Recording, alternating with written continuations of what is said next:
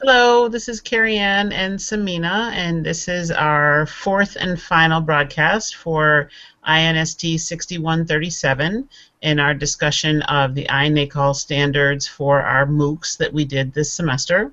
Our standards this time are G and H, which deal with assessments and kind of assignments, projects, that kind of thing. You have the document we can look at real quick? Yeah, I'm trying to get that on. Okay. So while we're waiting for that, I will say that as I was looking over these standards and kind of thinking about my MOOCs this week, um, I really think I realized that for me, the biggest learning point with MOOCs is that they are not currently set up the same way online university courses are.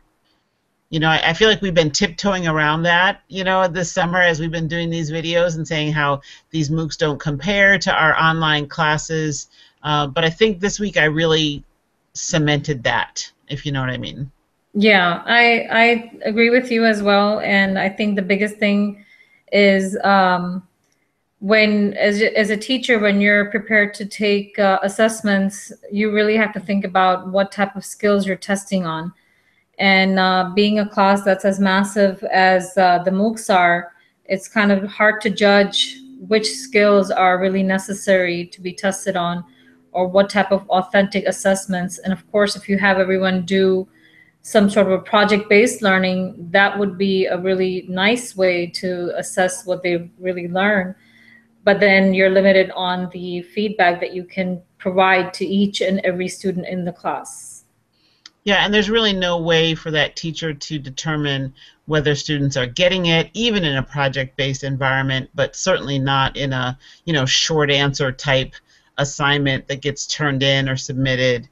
And I think that even though the MOOCs are a really great idea, and I know they've been gaining momentum over the past few years, and for people who are self-motivated to go out and just learn things on their own for the love of learning, I think they're amazing.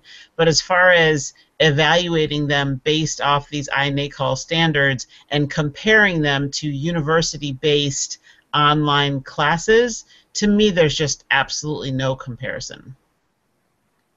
Yeah, absolutely. There is really no comparison.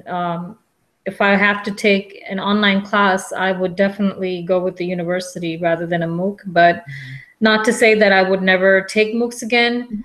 Mhm. It's just, again, like you said, it's for the love of learning. So if there's a new interesting course, I would sign up. At least I was motivated to start a MOOC and finish it because of Mhm. this class. And in the past, anytime I've attempted to even start a MOOC, I've never really finished it. I've just left it halfway. But going through the INACO standards really sort of helped me to understand how the courses are supposed to be developed and implemented and assessed, and what type of feedback. An online environment is very different from a face-to-face environment. But overall, what are the components that it needs in order for it to be successful? And I think that's the biggest thing I learned from this. Hmm.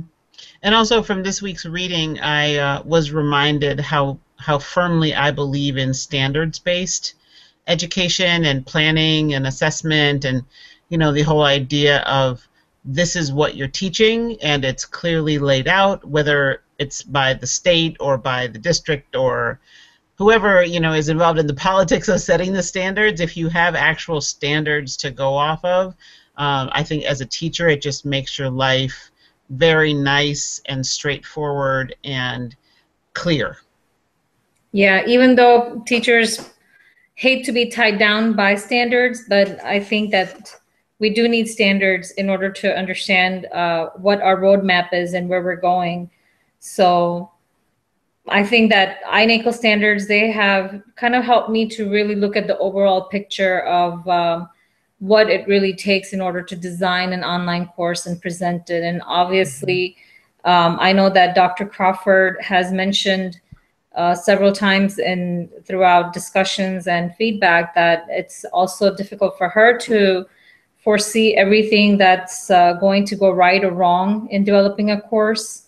And even people who have that much experience that they also need a lot of feedback from students as well, and they really can't judge what the outcome might be unless and until you really go through and see how it all works out. Mhm. So there's really no right and or wrong answer to what where these things can lead, but I think it's been a great experience overall in trying to unfold all of this as it has come about.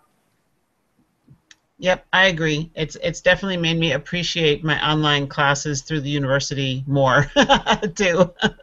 Right, yeah.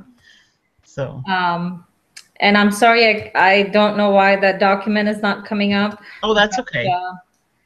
verbally we were just going to show the document that outlined standard G and H, and standard G was just talking about the how the teacher demonstrates the competencies in creating and implementing assessments in an online environment. And on standard J was about also delivering assessments, projects, and assignments that meet standard-based learning goals. And I think as far as the learning goals, you can set learning goals prior to the course, but I think assessments are really the only way to measure how these goals have unfolded for each student. And however, I think you and I both agree that there has to be a lot of reliability issues with these standards and with these assessments that need to be really looked at. And hopefully in the future, these MOOCs will probably, have a better way of assessing students and their learning outcomes. Hmm. Maybe if it's not there all today, but hopefully in the future, there might be a way for instructors who are offering these massive courses to be able to evaluate the learning outcomes. Yeah, I also think it might be worthwhile for people to consider like what the motivation is for MOOCs. Like is the objective of the students to really gain like university level knowledge, or is it just kind of interest, like the way you might pick up a book or a magazine? Because if you're talking about like standards-based assessments and evaluating learning and progress and all that, to me that indicates a much higher level of teaching and learning than just kind of a casual, let me do this 1 week and see if it's interesting type class. Well, yeah, I could say one thing for sure is that if I wasn't forced to do the MOOCs, I probably would not have stuck to them. So I'm kind of glad that I was able to at least finish something that I started when it came to MOOCs, because I've never attempted to finish anything like this in the past. All right, so I feel like since this is our final video, we'll just wrap up then and say thanks to people who have been watching and following our progress. And best of luck to everybody with their MOOCs. All right, it's been really great, Carrie. Thank you so much for being my partner in this, and I really appreciate all the back and forth dialogues that we've had throughout this whole course. Me too. Thank you as well. All right, All right, bye-bye. bye-bye.